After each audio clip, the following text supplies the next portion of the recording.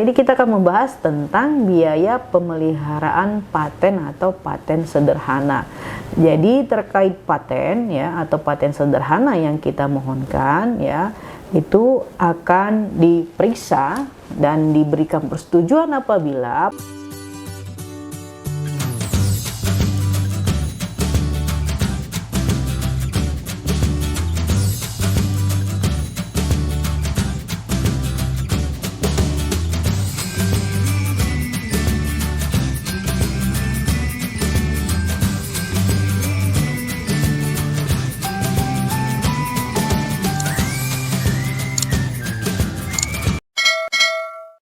Assalamualaikum warahmatullahi wabarakatuh. Salam Sobat Rensmark dimanapun Anda berada. Ketemu lagi dengan kami, Rensmark, konsultan haki terdaftar resmi di DJKI. Kami memiliki kantor pusat di kota Jakarta Selatan dan memiliki kantor cabang di kota Padang. Ya, kali ini kita akan membahas tentang biaya pemeliharaan paten atau paten sederhana. Jadi terkait paten ya atau paten sederhana yang kita mohonkan ya, itu akan diperiksa dan diberikan persetujuan apabila paten atau paten sederhana kita itu memenuhi syarat patentabilitas ya. Apa itu patentabilitas? Paten yang memenuhi unsur-unsur pertama, paten yang merupakan invensi yang baru atau pengembangan dari yang sebelumnya. Yang kedua, mengandung langkah inventif ya.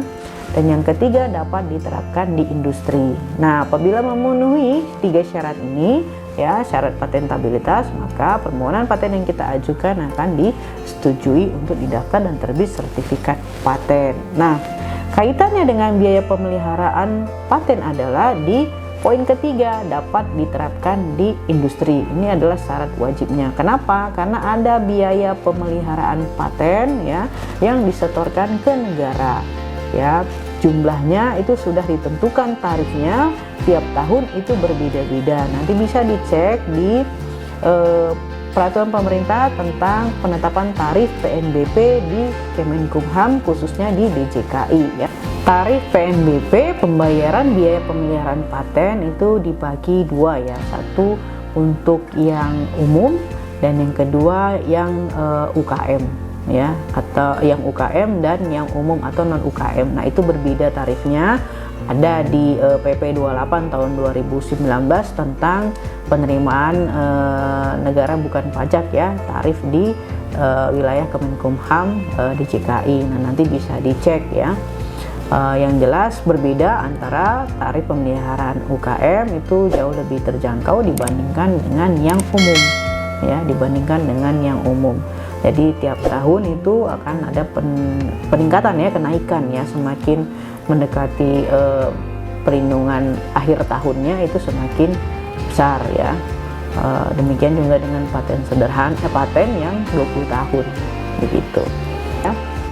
Nah, untuk paten sederhana itu perlindungan 10 tahun, semakin menuju ke tahun ke-10 itu nilainya akan semakin besar.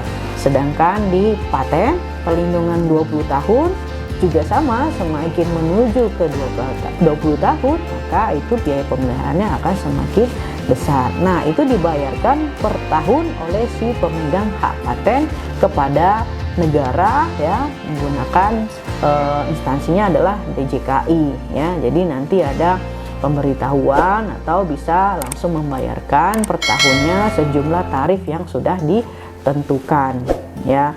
Nah, itu adalah kewajiban dari si pemegang hak paten. Nah, oleh karenanya syarat paten itu harus dapat diterapkan di industri, karena salah satunya harus membayar biaya pemeliharaan, sehingga memang paten itu benar-benar dapat memberikan kontribusi dan pendapatan ya bagi si pemegang hak paten dan masyarakat yang menggunakan invensi tersebut untuk kemudahan dalam berusaha ya.